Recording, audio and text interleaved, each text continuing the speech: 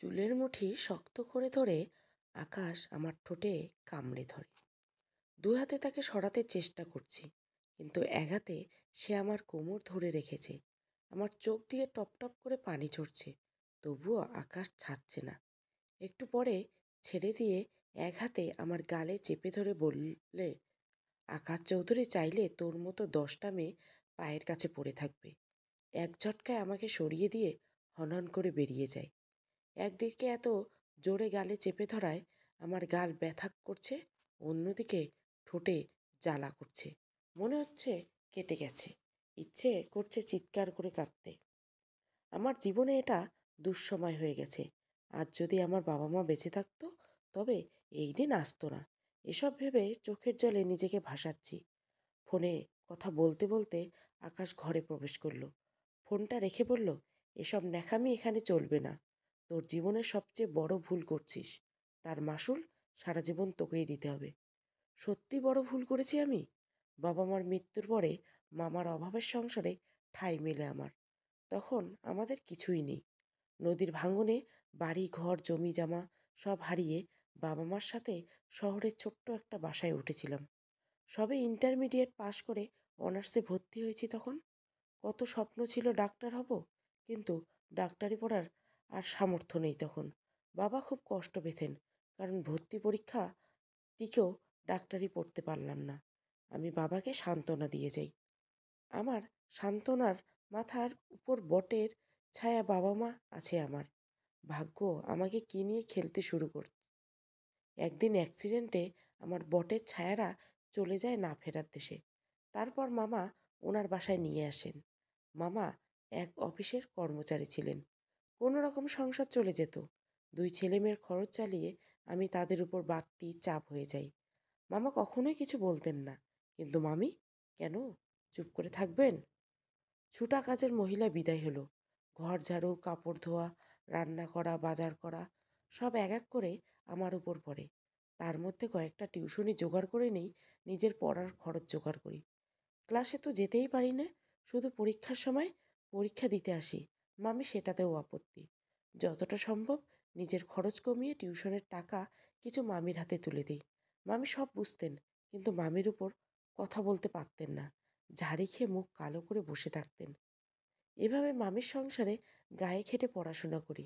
মামাতো ভাই বোন শোয়েব আর সুমানা মামিকে লুকিয়ে আমার কাজে অনেক সাহায্য করত। কিন্তু কথায় বলে না, অভাগী যেদিকে যায় সাগরও শুকিয়ে যায়।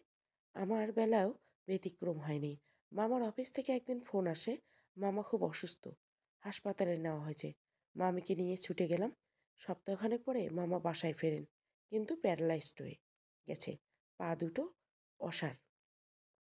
মামার অফিসের কয়েকজন এসেছিলেন দেখতে। মামা অনেক বলে কয়ে মামার কাজটা আমাকে দিতে অনুরোধ করেন। ভাগ্য বুঝি মুখ তুলে চাইল। কি দয়া হলো ওনাদের, আমাকে চাকরিটা দিয়ে দিল। সেই অফিসের বস আকাশ। আমি মামার পোস্টেই জয়েন করি। একদিন একটা ফাইল নিয়ে হুট করে আকাশের কেবিনে ঢুকে পড়ি, যা দেখার জন্য প্রস্তুত ছিলাম না। এই অফিসে একটা মেয়ের সাথে আকাশের সাথে খুব ঘনিষ্ঠ অবস্থায়। আমি দেখে মাথা নিচু করে দাঁড়িয়ে আছি। How dare you! নক না করে আমার কেবিনে ঢোকার সাহস কি করে তোমার? রাগে গড়গড় করতে থাকে আকাশ। আই অ্যাম সরি স্যার, ভুল হয়ে গেছে। আসলে আমি অন্যমনস্কভাবে নক করতে ভুলে গেছি। কোথা থেকে এসব জুটেছে কে জানে? এই মেয়ের বাবা মা ভদ্রতা শেখায়নি। ডেইজি নামের মেয়েটা এগিয়ে এসে বলল। এই মেয়ের মুখের ভদ্রতার কথা শুনে গা রিরি করছে আমার। আমার ভুল, আমাকে আরও কিছু বললেও মেনে নিতাম, কিন্তু আমার বাবা মাকে নিয়ে কেউ কিছু বললে আমি সহ্য করতে পারি না। এক্সকিউজ মি ম্যাম, আমার ভুল হয়েছে, আমি স্বীকার করি। কিন্তু তাই বলে আপনি আমার বাবা মা তুলে কথা বলতে পারেন না।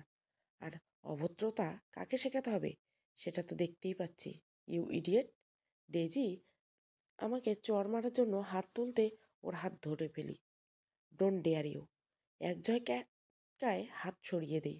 আমার ব্যবহারে ডেইজি বোকা হয়ে গেছে। ভাবতে পারেনি এমনটা করতে পারবো। আকাশ তো সময় শুনেছিল, এবার এগিয়ে আসে। এই মেয়ে, তোমার তো খুব সাহস। স্যার, আপনার মিটিংয়ের ফাইল রেডি। এক্সকিউজ মি, ফাইলটা ডেস্কে রেখে আমি বেরিয়ে আসি। মাসখানেক কেটে যায়, ডেইজি আমার পিছনে লেগেই আছে। আমি সতর্কে থাকি যাতে আমার ভুল ধরতে না পারে। আকাশ সেদিনের পর আমাকে কিছু বলেনি, কিন্তু 1 সপ্তাহের মধ্যে আমার পোস্ট পরিবর্তন করা হয়। আগে মামার পোস্টে থাকলে এখন আমি আকাশের পিএ। আকাশের পাশের কেবিনেটা আমার। এদিকে মাসের শেষে অফিসের একটা পার্টির আয়োজন করা হয়। পার্টি চলাকালীন আমি এক কোণায় দাঁড়িয়ে থাকি। এসবে আমি অভ্যস্ত নই। হঠাৎ খেয়াল করলাম সকলের মধ্যমণি আকাশ নেই। কিছুক্ষণ পরে আকাশের ফোন। একটা জরুরি ফাইল নিয়ে কেবিনে যেতে বলে। নক করে কেবিনে ঢুকে দেখে আকাশ চেয়ারে নেই। কেবিনের একপাশে বসার জন্য আলাদা জায়গা আছে। তার পাশের জানালার কাছে আকাশ দাঁড়িয়ে। স্যার, ফাইল টেবিলে রেখো। রেখে চলে যাচ্ছি, তখন আকাশ পেছন থেকে হাত টেনে ধরে। আমি ভয় পেয়ে ঘুরে দাঁড়াই। আকাশ একদম কাছে চলে এসেছে আমার। ওর চোখ দুটো টকটকে লাল হয়ে গেছে। পার্টিতে ড্রিঙ্ক করছে অনেক। হাত ছাড়াতে পারছি না। স্যার, হাত ছাড়ুন। কোথায় যাচ্ছ? এত তাড়া কিসের? আকাশের ব্যবহার আমার ভালো লাগছে না। অস্বস্তি বোধ করছি। আমার কাজ আছে। হাত ছাড়ুন। তুমি আমার পিএ। আমি যা বলবো তুমি তাই করবে।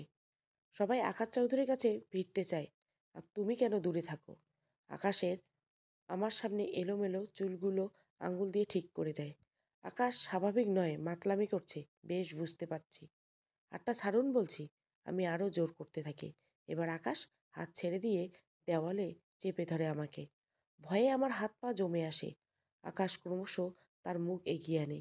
কি করবে বুঝতে না পেরে আচমকা একটা ধাক্কা দিয়ে আকাশকে সরিয়ে দেই। ঠাস করে একটা চড় বসিয়ে দেয় আকাশের গালে। আকাশ প্রথমে বুঝতে পারেনি ঠিক কি ঘটেছিল। একটু সময় নিয়ে বলল, এই মেয়ে, তুই আকাশ চৌধুরী গালে চড় দিয়েছিস? আকাশ চৌধুরী, এর মাসুল তোকে দিতে হবে। অনেক বেশি ভারী পড়ে যাবে। আমি বের হতে যাই কেবিন থেকে, কিন্তু আকাশ আমার হাত ধরে একটানে দেওয়ালে চেপে ধরে আমার ঠোঁট অসম্ভব রকমের বন্য হয়ে কিস করে। অনেক ধস্তাধস্তির পর ধাক্কা সামলাতে না পেরে আকাশ তার ডেস্কের উপর পড়ে যায়। সাউন্ডপ্রুফ কেবিন, হাওয়ার বাইরে কারো কানে আমার আওয়াজ পৌঁছায়নি। আর এমনিতে সবাই পার্টিতে ব্যস্ত। আমি দৌড়ে বেরিয়ে আসি কেবিন থেকে। অফিস আর এক মুহূর্ত থাকিনি। সরাসরি বাসায় ফিরে আসি। সারাটা রাস্তা কেঁদে চোখ ফুলে গেছে। মামার এই অবস্থা, চাকরিতে চলে গেলে সংসার কিভাবে চলবে? আর আকাশের অফিসে কাজ করা সম্ভব না। কি করব চিন্তা করতে পারছি না। এদিকে শোয়েব সুমনার কলেজের বেতন দিতে হবে। ভাগ্য আমার দিকে মুখ তুলে তাকায়নি, বরং জমের দিকে ঠেলে দিয়েছে। আকাশ চৌধুরীর অনেক ক্ষমতা। দেশের নামী শিল্পপতিদের মধ্যে অন্যতম ক্ষমতাধারী ব্যক্তি। ওনার যা ইচ্ছে তাই করতে পারেন। পরের দিন অফিসে যাইনি। এর পরের দিন যেতে ইচ্ছে না করলেও যেতে হলো। ভাগ্য ভালো সেদিন আকাশ অফিসে ছিল না। আমাকেও ফোন দেয়নি। বিকেলবেলা তাড়াতাড়ি বাসায় ফিরি। বাসায় ঢুকতে সুমনা দৌড়ে এসে জড়িয়ে ধরল। কিরে, কি হয়েছে? আপু, আগে হা করো, মিষ্টি খাও, তারপর বলছি। জোর করে মুখে একটা মিষ্টি ঢুকিয়ে দিল। মিষ্টি খেতে খেতে বললাম, কিসের মিষ্টি? তোর তো আজকে কোনো রেজাল্ট দেওয়ার কথা নয়, তবে একটা সুখবর আছে। আমরা সবাই অনেক খুশি। কি খুশি? আপু, তোমার রাজকপাল। এত বড় ঘরে তোমার বিয়ের হবে। ইস, আমার যে কি খুশি লাগছে। বিয়ে? আমার? কি বলছিস এসব?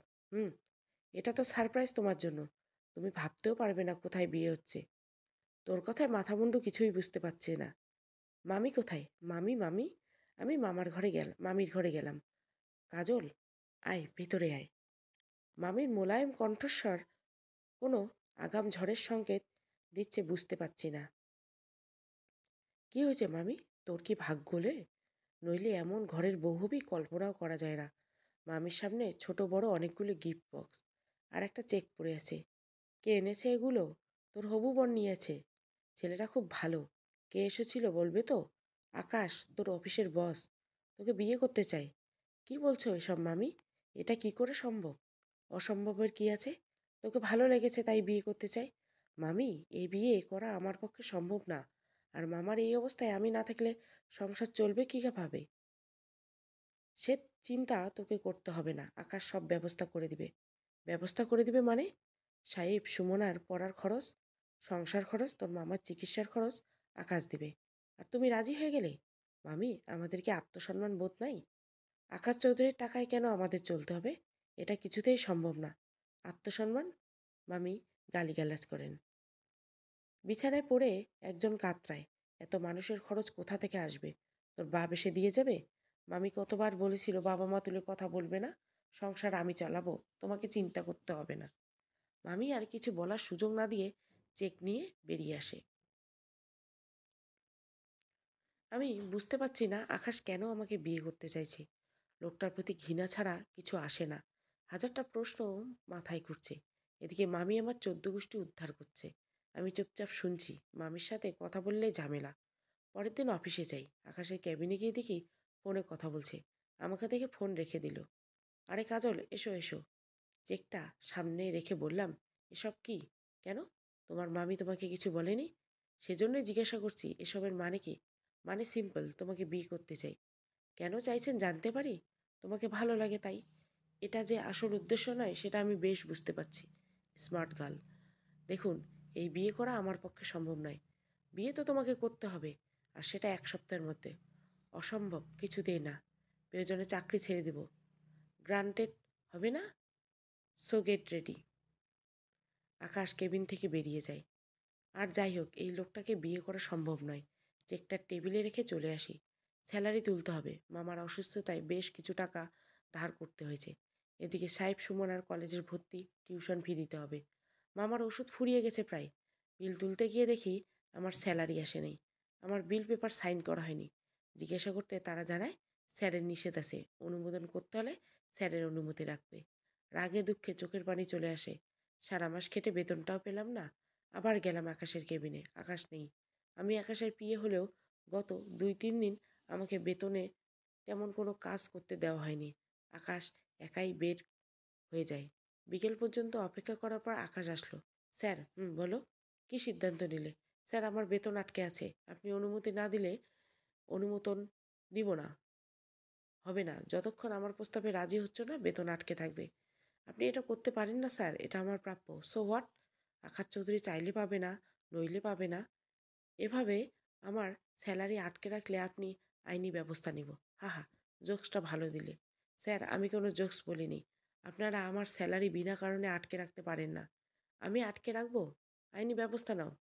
মুখে বললেও আমি জানি আইনি কোনো ব্যবস্থা নিতে পারবো না। ওনাদের টাকার কাছে সব বিকিয়ে যায়।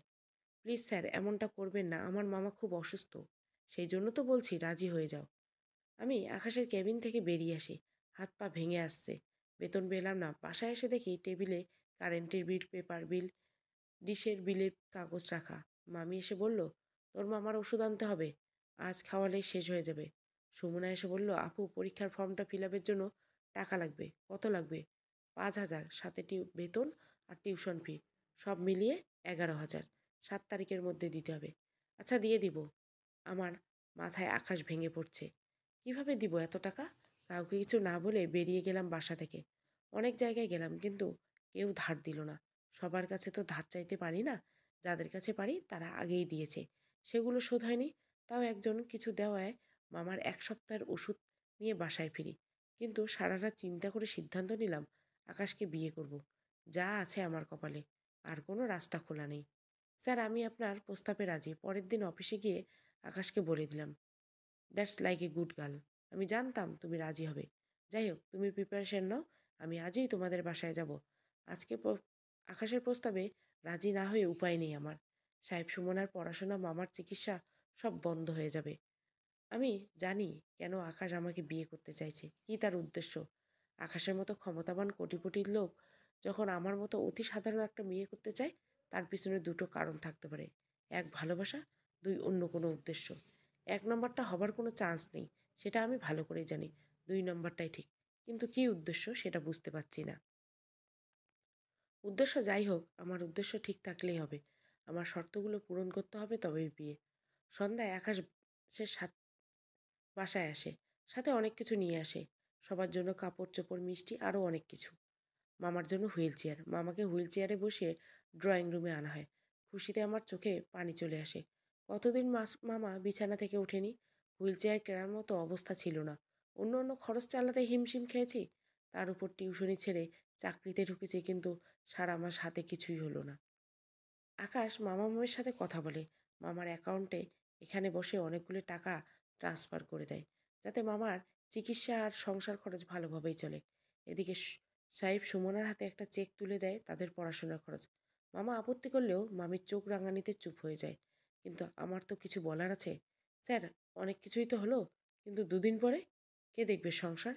সাহেবের পড়াশোনা শেষ হতে সব মিলিয়ে বছরখানেক লাগবে। ততদিনে আমি নির্লজ্জার মতো বলে ফেললাম, লজ্জা করে কি হবে? সেই তো ওনাদের জন্য বিয়ে করব। তবে ওনাদের আর্থিক সুরক্ষা নিশ্চিত করে কেন নয়? কাজল, সে তো তোমাকে ভাবতে হবে না। সাহেবের পড়াশোনা শেষ হবার আগ পর্যন্ত আমি সব দায়িত্ব নিলাম। এই নয় এগ্রিমেন্ট পেপার। আর ওর পড়া শেষ হলে চাকরি আমি দিব। আকাশ আমার হাতে এগ্রিমেন্ট পেপার তুলে দেয়। মামার চোখে পানি। স্যার, আপনি এত কিছু করলেন, আবার এগ্রিমেন্ট পেপার কি প্রয়োজন? আমার উপর আপনাদের বিশ্বাস আছে। আপনাদের থাকতে পারে, কিন্তু আপনার ভাগ্নি তো নাও থাকতে পারে। তো মিস কাজল, আপনার আর কোনো আপত্তি নেই? জি না, আর কোনো আপত্তি নেই। ঠিক হলো বিয়ের 2 দিন পরে, তবে সেটা ঘরোয়া আয়োজন করতে। মামা মামি তাতেও রাজি হয়ে গেল। ভাবলাম আমাদের খরচ বাড়াতে চায় না, তাই এভাবে বিয়ে করতে চাইছেন। পরের দিন আমার গায়ে হলুদ। আকাশ বিয়ের শাড়ি গহনা যাবতীয় জিনিসপত্র পাঠিয়ে দিল। তারপর দিন বিয়ে হয়ে গেল। কাজী, ইমাম, আকাশ ছাড়া কেউ আসেনি। আমার পরিবারের কয়জন লোক আর আমার কাছের বান্ধবী ইরা ছাড়া কাউকেই কিছু বলা হয়নি। আকাশের বিয়ে, অথচ 5-6 জন মানুষ ছাড়া কেউ জানলো না। বিয়ের পর আকাশ আমাকে ওর বাসায় নিয়ে আসে। আমি জানি না আকাশের বাড়িতে কেমন, কে কে আছে বাড়িতে, ওনার বিয়ের বিষয়ে কেউ কিছু জানে কি না, জানলে বিয়েতে যায় নাই কেন, আর যদি না জানে তবে কিভাবে রিয়্যাক্ট করবে। হাজার প্রশ্ন মাথায় ঘুরপাক খাচ্ছে আমার। ভাবতে ভাবতে একটা বিশাল বাড়ির সামনে এসে গাড়ির হর্ন দেয়। গাড়ির হর্নে আমার ভাবনার ছেদ পড়ে। বিশাল গেট খুলে যায় আর গাড়ির ভিতরে ঢুকে। ভেতরে দেখে আমার চোখ কপালে। এত বিশাল এরিয়া জুড়ে বড় একটা বাগান। বাগানের দুই পাশে বিভিন্ন ধরনের গাছগাছালি। বেশ ভিতরের বাড়িটা যেন রাজপ্রাসাদ। আকাশ গাড়ি থেকে নেমে বেরিয়ে আসে। আমি ভয়ে ভয়ে বের হয়ে এলাম গাড়ি থেকে। একজন লোক এসে গাড়ি থেকে আকাশের ব্রিফকেস নিয়ে যায়। বাড়ির ভিতরে ঢুকে গিয়ে আমার হাত পা কাঁপছে। আকাশ দরজায় পা দিতে সব কাজের লোক দুপাশে ভাগ হয়ে মাথা নিচু করে দাঁড়িয়ে যায়। এটা হলরুম না, ড্রয়িং রুম। এই যে রাজপ্রাসাদ। একজন ছুটে গিয়ে একটা ট্রেতে করে ঠান্ডা পানি, কয়েক ধরনের জুস নিয়ে আসে। আকাশ পানির গ্লাসটা নিয়ে পানিটুকু খায়। এদিকে ভয়ে আমার গলা শুকিয়ে গেছে, অথচ কেউ আমাকে পানি দিল না। এসো আমার সাথে। আকাশ আমার হাত ধরে নিজের রুমে নিয়ে যায়। রুমে নিয়ে গিয়ে চুলের মুঠ শক্ত করে ধরে এই কাণ্ড ঘটায়। বাড়িতে এসে এতদিনে জমানো ঝাল আমার উপর ঝাড়ল। বিয়ে নিয়ে কত স্বপ্ন থাকে মানুষের। স্বপ্ন দেখে একটা মানুষকে নিজের করে পাওয়া, একটা মানুষের কাছে নিজেকে সঁপে দেওয়া, কিন্তু এসবের কিছুই করছে না। আমি নিজেকে আকাশের সাথে সঁপে দেওয়ার স্বপ্ন নিয়ে আসিনি। আকাশের কাছে নিজেকে বিকিয়ে দিয়েছি। এই পৃথিবীতে আমার কাছে বলতে যে মানুষগুলো আছে, তাদের সুখের জন্য নিজেকে বিকিয়ে দিয়েছি। এসব ভাবনা ফেলে ফ্রেশ হয়ে নিলাম। একটু পরে আমার জন্য রুমে খাবার আসলো। নানান ধরনের খাবার, অনেকগুলি নাম জানিই না, কিন্তু শুধু একটু পানি খেয়েছি। গলা দিয়ে খাবার নামবে না। এমন সময় আকাশও এসে দেখে কিছু খায়নি। খাওনি কেন? খিদে নাই। খিদে না থাকলে খেতে হবে। না খেলে অসুস্থতার বাহানায় অফিস কামাই করা যাবে না। আমি আগে জানতাম না বিয়ের পর আকাশ চাকরিটা করতে দিবে কিনা। তবে এবার তার কথা শুনে নিশ্চিত হলাম যে চাকরি করতে পারবো। খেয়ে নাও। খাবার তো আমার ইচ্ছেতেই খাবো। সেটাতেও কি আপনার অর্ডার মানতে হবে? অবশ্যই। কাগজে এমনটাই লেখা আছে। কিসের কাগজ? কাবিননামা? সেখানে কি লেখা আছে জানো না? কাবিননামায় লেখা আছে তুমি সম্পূর্ণ সুস্থ মস্তিষ্কে আগামী 2 বছরে আমার স্ত্রী হিসাবে থাকবে এবং প্রত্যেক আদেশ মানতে বাধ্য হবে। কি বলছেন এসব? কাবিননামায় এসব লেখা থাকে নাকি? আর কলেমায় তো পড়ে বিয়ে করেছেন। হ্যাঁ, করেছি। আর সাথে কাগজে উল্লেখ আছে আমি তোমাকে ডিভোর্স দিতে পারবো, তুমি পারবে না। তবে বিয়ে তো হয়েছে। আকাশের কথা শুনে আমার মাথা ঘুরছে। Contract marriage? এভাবে প্রতিশোধ নিল একটা চড়ের? কেন করেছে আমার সাথে এমন? কি এমন ক্ষতি করেছিলাম আপনার? তুমি আকাশকে চেনোনি, চিনবে ধীরে ধীরে। 2 বছর ধরে অনেক সময়, এর মধ্যে ভালো করে চিনবে। এইবার খেয়ে নাও। খিদে নেই, খাবো না। আকাশের মেজাজ খারাপ হয়ে গেছে। এক্ষুনি খেতে বলছি তো খাবে না? না। কি? আমাকে না করিস? তুই খাবি না? তোর ঘাড় খাবে। আকাশ একটা পাউরুটি নিয়ে জোর করে আমার মুখে ঠেসে দেয়। এত বদমেজাজি মানুষ আমি জীবনে দেখিনি। তার চেয়ে আমার মামি 1000 গুণ ভালো। রাতে আকাশের সাথে একই বিছানায় শুতে আমি বেশ ইতস্তত বোধ করছি। এই খাটাস বেটা তো একটা লুচ্চা। আমি খাটে বসে আছি, শুবো নাকি বসে থাকবো ভাবছি। আমি কিছু ওঠার আগেই আকাশ আমাকে পেছন থেকে জড়িয়ে সোজা বিছানায়। আরে কি করছেন? ছাড়ুন, ছাড়ুন। ছাড়ার জন্য তোমাকে এনেছি। তারপরে চার দেওয়ালে বন্দি করে যা ঘটে গেল তা আমাকে বিধ্বস্ত করে দিয়েছে। মানুষের জীবনে অনেক কাঙ্ক্ষিত একটা সময় হচ্ছে বাসর। নারী পুরুষের মিলনের একটা প্রকৃতি বেঁধে দিয়েছে। বিবাহ নামের শব্দ, যার বৈধতা নিশ্চিত করা বিবাহের বাইরেও অনেক ভাবে সেটা হয়ে থাকে। কখনো ইচ্ছাকৃত, কখনো অনিচ্ছাকৃত। অনিচ্ছাকৃতভাবে জোর করে যেটা হয় সেটার আরেকটা নাম আছে, ধর্ষণ। কিন্তু আমাদের সমাজে কখনো এটা শেখায়নি যে স্ত্রীর ইচ্ছার বিরুদ্ধে জোর করে শারীরিক সম্পর্ক করাও ধর্ষণ। এই শতকরা 99% মহিলারা এটা জানে না। তারা এটাকে স্বামীর অধিকার হিসাবে মেনে নেয়। কিন্তু আমি কি করব? 2 বছরের জন্য বিয়ে করেছি। বউয়ের স্বীকৃতি কি পেয়েছি? এই সমাজ কি আমাকে বউ বলে মানবে? আমি তো নিজেকে বিকিয়ে দিয়েছি। তাই আকাশের থেকে নিজেকে বাঁচানোর সব চেষ্টায় ব্যর্থ। রাগে, দুঃখে আর শারীরিক যন্ত্রণায় চোখ ভাসিয়েছে। সেসব কিছু আকাশের স্পর্শ করেনি। কোনো রকম শাড়িটা গায়ে জড়িয়ে ওয়াশরুমে ঢুকে দরজা বন্ধ করে দিই। শাওয়ার ছেড়ে ভিজতে থাকি, প্রতিটি স্পর্শ মুছে দিতে। আমার কান্না এই 4 দেওয়ালে আটকে আছে। কত সময় ভিজেছি জানি না। দরজায় একটার পর একটা ধাক্কা দিয়ে যাচ্ছে আকাশ। আরও বেশ কিছুক্ষণ পরে বেরিয়ে আসে। আকাশ অপলক চেয়ে আছে আমার দিকে। তার চোখে কিছু একটা আছে, তা আমার চোখ এড়ায়নি। কিন্তু কি আছে আমি বোঝার চেষ্টা করছি না। তবে এই দৃষ্ট এখন কাম নেই। সেটা বুঝতে না চাইলেও নারীর চোখ এড়ায় না। কি আছে আকাশের চোখে, প্রেম নাকি অপরাধবোধ? আকাশের চোখে যাই থাকুক না কেন, আমার চোখে আছে একরাশ ঘৃণা। সরি, খুব ক্ষীণ স্বরে বলল আকাশ। সরি? তোর সরির গুষ্টি কিলাই বজ্জাত লুচ্চা খাটাস। আমি কোনো কথা বলার প্রয়োজন বোধ করছি না। মুখ ফুটেও গালি না। চুপচাপ শুয়ে আছি। আকাশ বসে আছে। কিছু সময় বসে থাকলো, আকাশ শুয়ে পড়ল। আমি নীরবে কেঁদেই যাচ্ছি। পরদিন সুমনা আর ওর বান্ধবী আমার বান্ধবীরা আসে। ওদের দেখে আমি খুব খুশি হই। সুমনা তো ভীষণ খুশি। সারা বাড়ি ঘুরে ঘুরে দেখলো। আপু, এ যে রাজপ্রাসাদ। আসলেই তোমার রাজকপাল। সেজন্য আকাশ ভাইয়ের মতো স্বামী পেয়েছে। এক্কেবারে রাজপুত্র। সুমনার কথা শুনে আমি মৃদু হাসি। কি করে সুমনাকে বলি যে এ রাজপ্রাসাদ না, এ আমার জন্য নরক। তখন এরা বলল, কিরে কেমন কাটলো বাসর? ধুর ধুর, কি তোর জামাই তো খুব রোমান্টিক, তাই না? কি যা তা বলছে? যা দেখছি তাই বলছে। মানে কি দেখছিস? এরা মুখ টিপে হাসছে। আমি কিছু বুঝতে পারছি না। কি দেখছিস? এই যে তোর গলায় রোমাঞ্চের চিহ্ন। বলেই ইরা সুমনা একসাথে ফিক করে হেসে ওঠে। লজ্জায় আমি কাচুমুচু করে গলায় হাত দিলাম। নেকলেসের ঘষা গেছে। কাল বুঝতে না পারলেও সকাল থেকে জ্বালা করছে। কিন্তু সেটা যে ইরার চোখে পড়বে জানতাম না।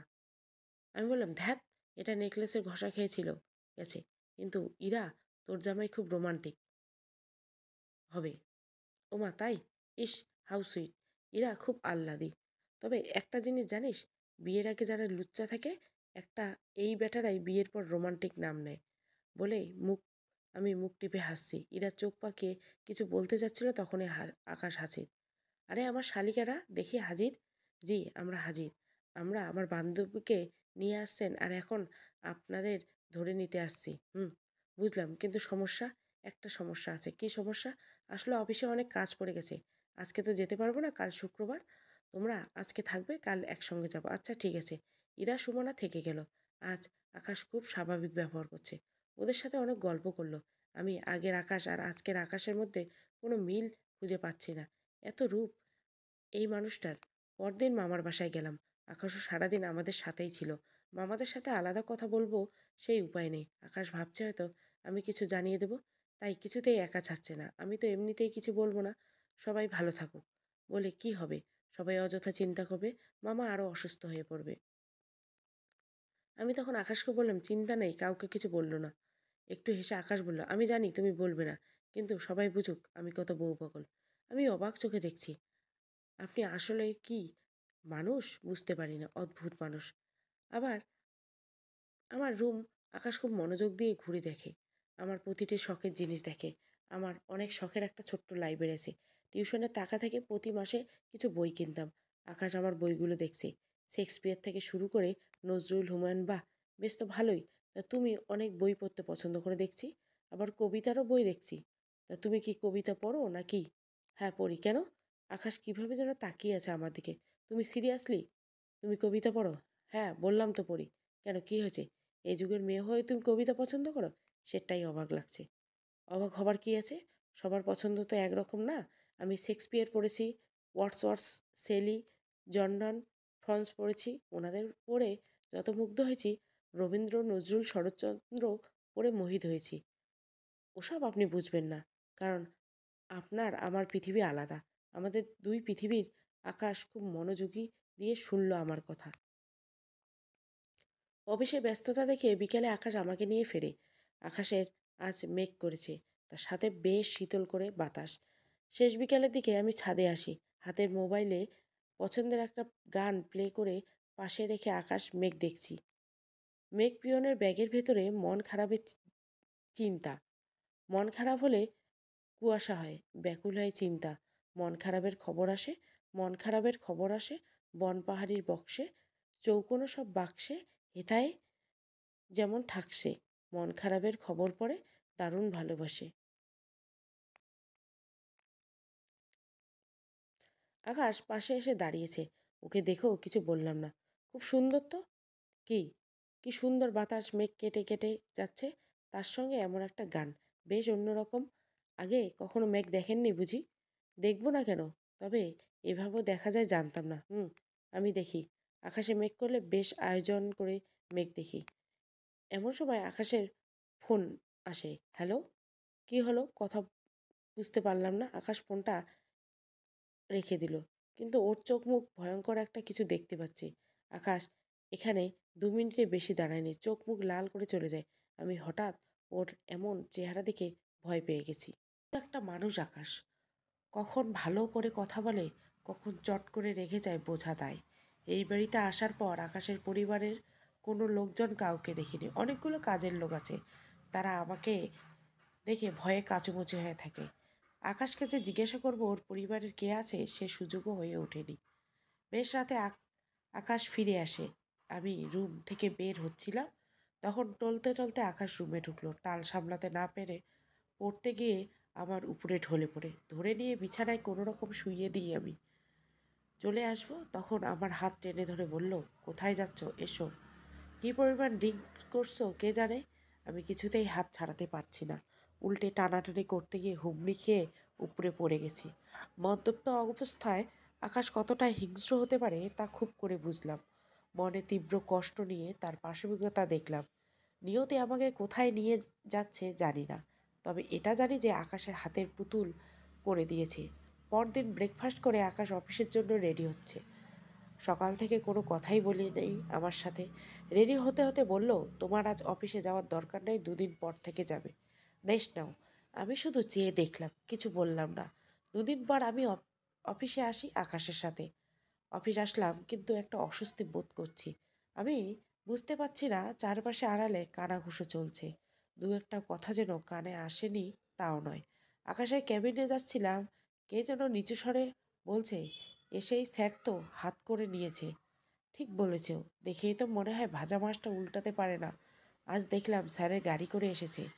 আমি শুনেও না শোনার ভান করে চলে আসি। মনটা আরও খারাপ হয়ে যায়। আমাকে নিয়ে কত সমালোচনা চলছে। ফেরার সময়ও আকাশের গাড়ি করেই ফিরতে হলো। পরদিন অফিসে যাবার আগে আকাশকে বললাম, আমি আপনার সাথে যাব না, আপনি চলে যান, আমি অন্য গাড়িতে যাব। আকাশ ভুরু কুঁচকে জিজ্ঞাসা করলো, কেন, কি সমস্যা? সমস্যা কিছু না। কেউ কিছু বলেছে? কেউ কিছু বলেনি, তবে প্রতিদিন আপনার একজন পিএ আপনার গাড়ি করে আসবে যাবে, সেটা তো দৃষ্টিকটু হবে না। দেখো কাজল, তুমি চাকরিটা এখন নাও করলেও পারো।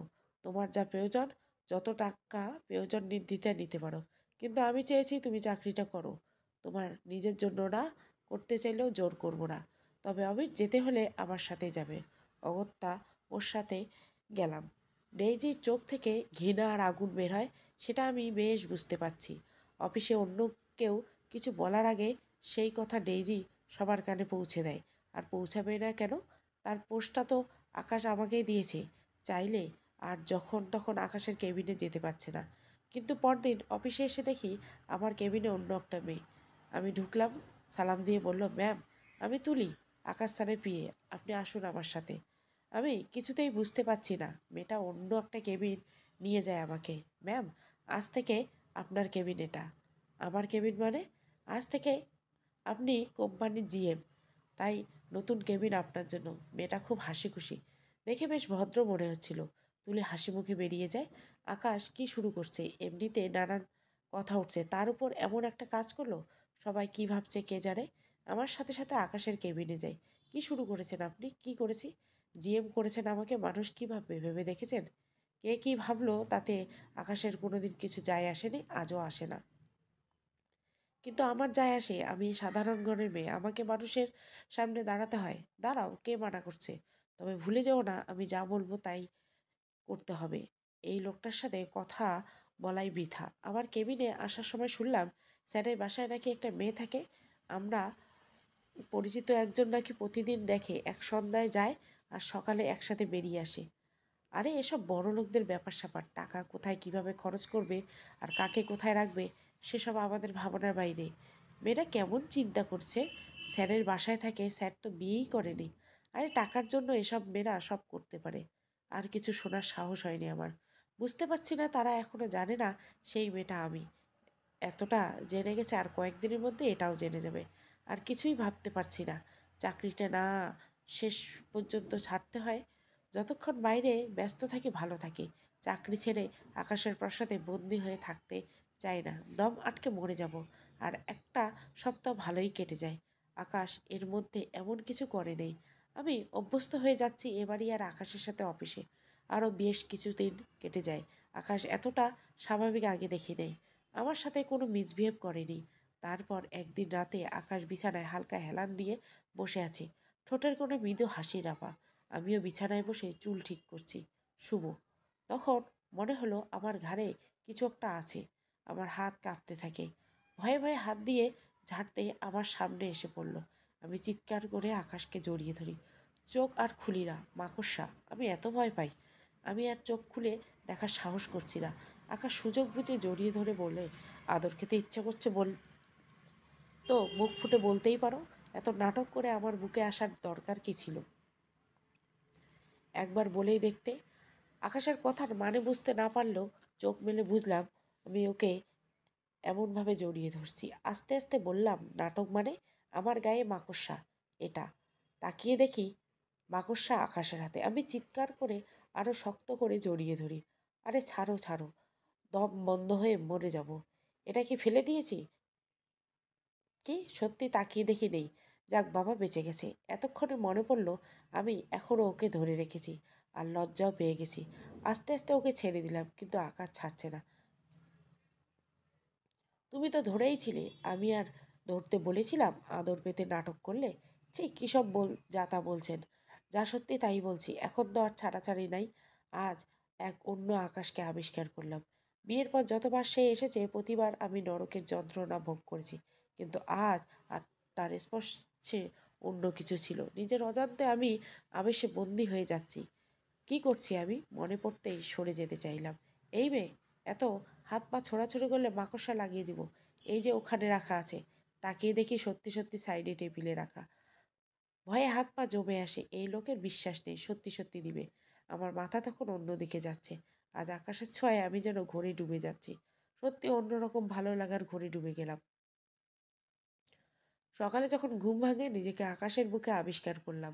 উনি জড়িয়ে রেখেছেন। গত রাতের কথা মনে পড়তে নিজেই লজ্জা পেলাম। আকাশের হাত সরাতে ওর মুখ ভেঙে যায়।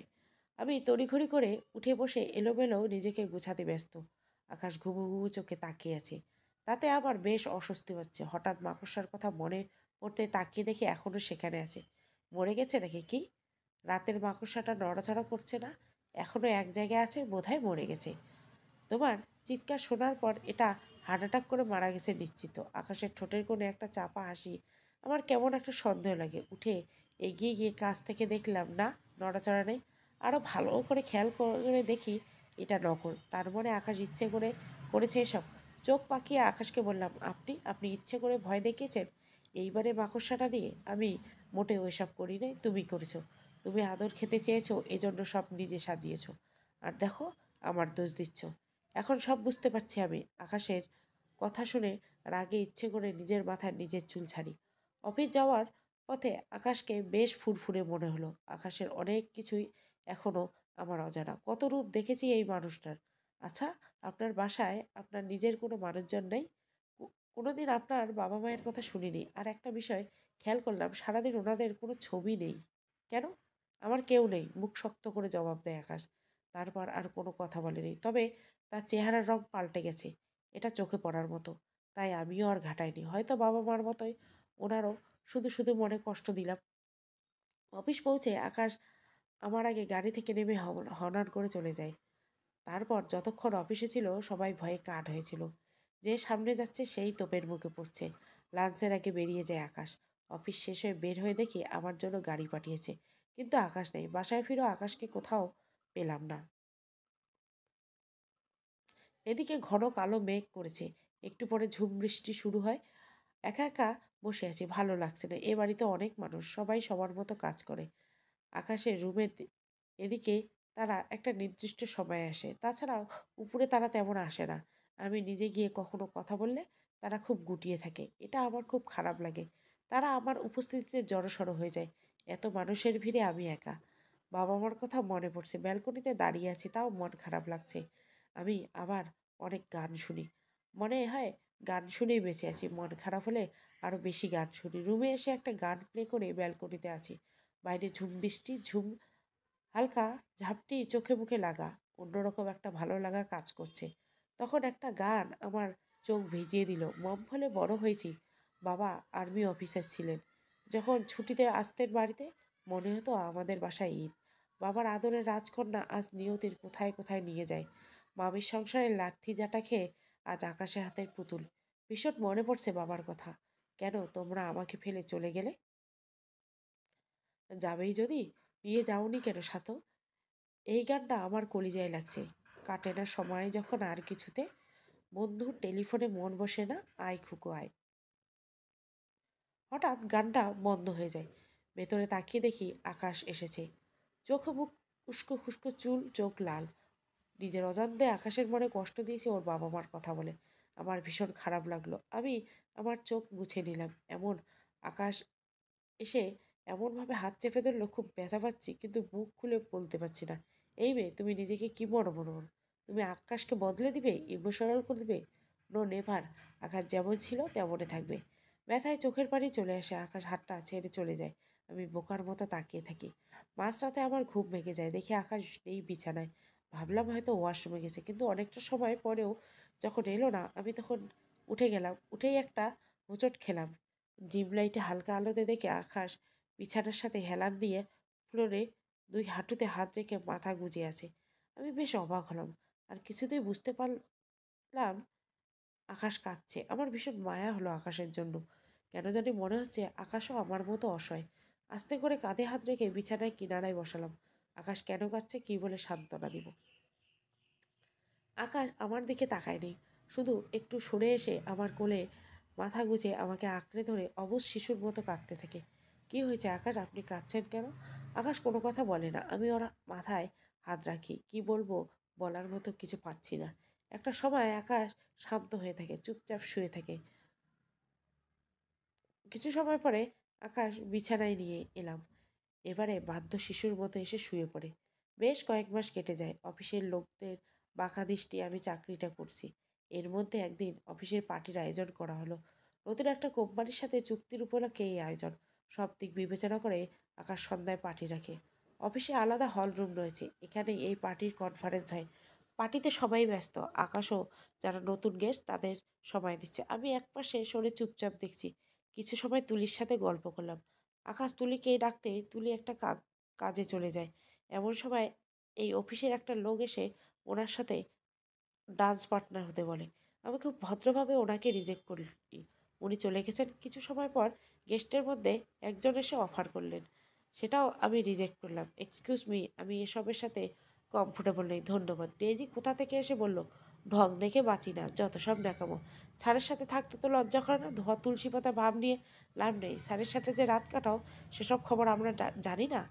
ডেইজির কথা শুনে আমার কান দিয়ে মনে হয় গরম ধোঁয়া বেরোচ্ছে। ডেইজি, নিজেকে সামলে না পারলে চড় দেওয়ার জন্য হাত তুলতে ডেইজি আমার হাতটা ধরে ফেলে।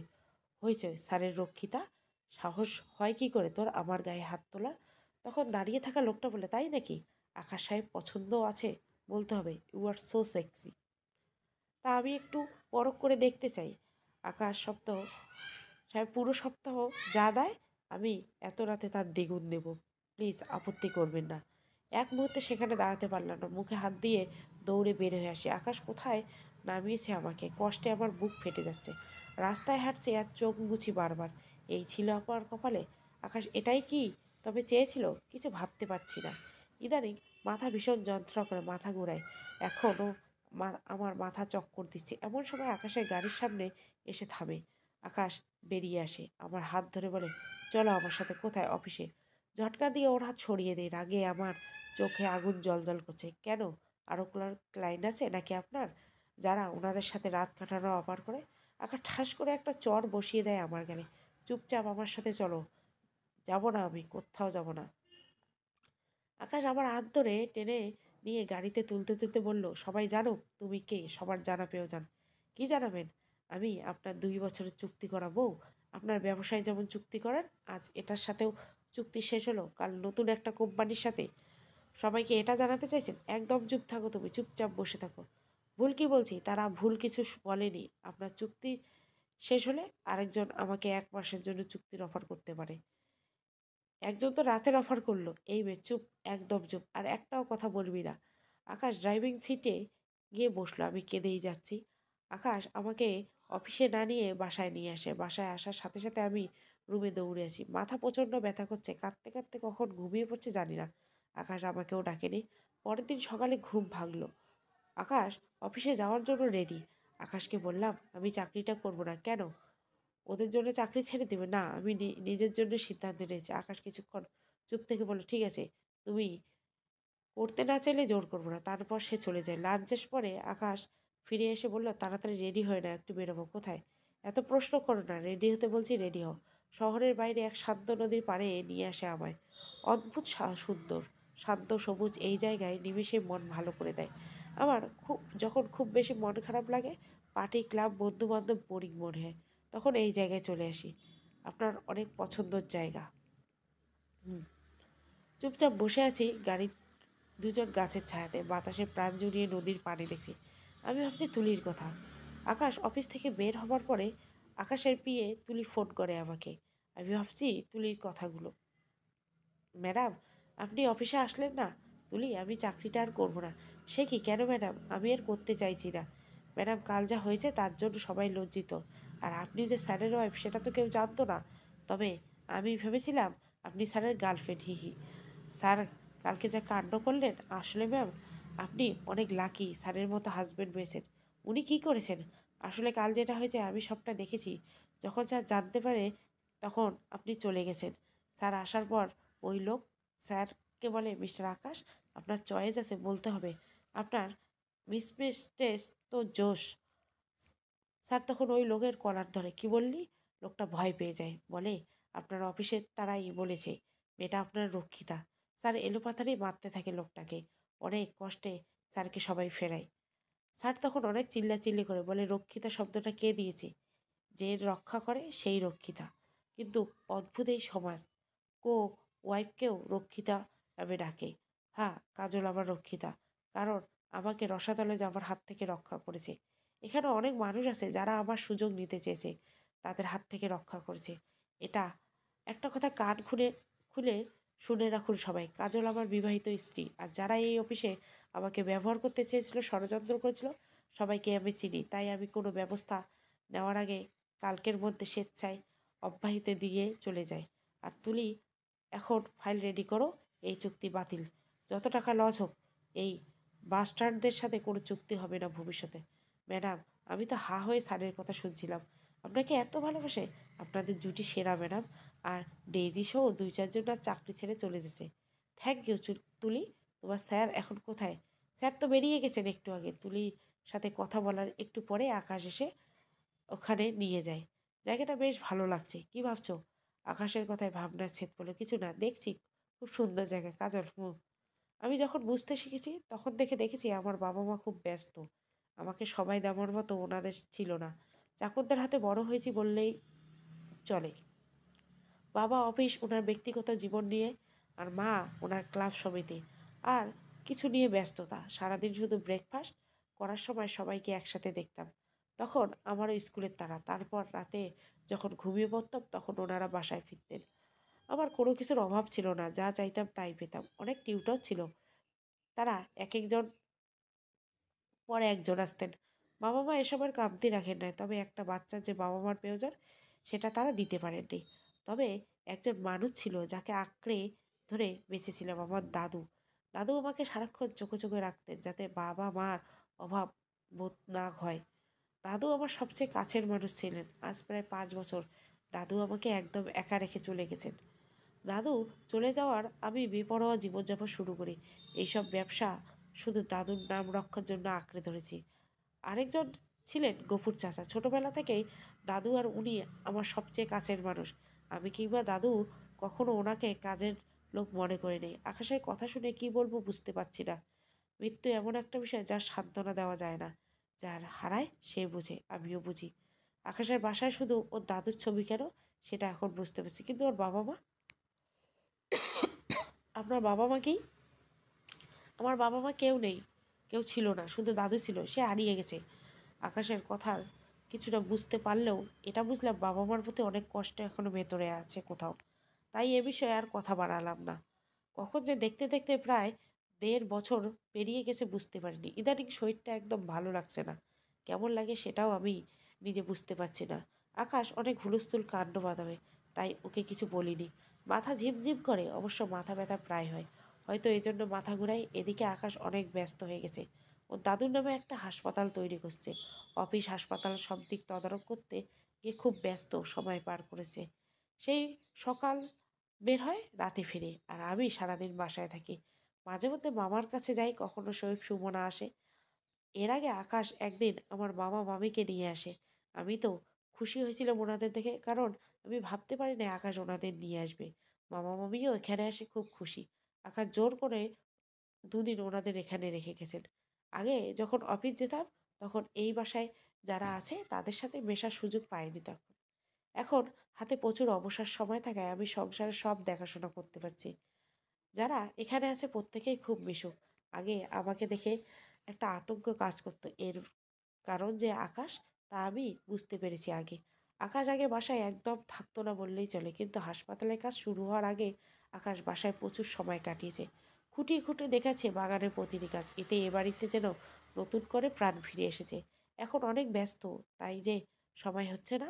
আমি ভালোই সময় কাটাচ্ছি। শোভা নামে একটা মেয়ে আছে, গফুর চাচার মেয়ে।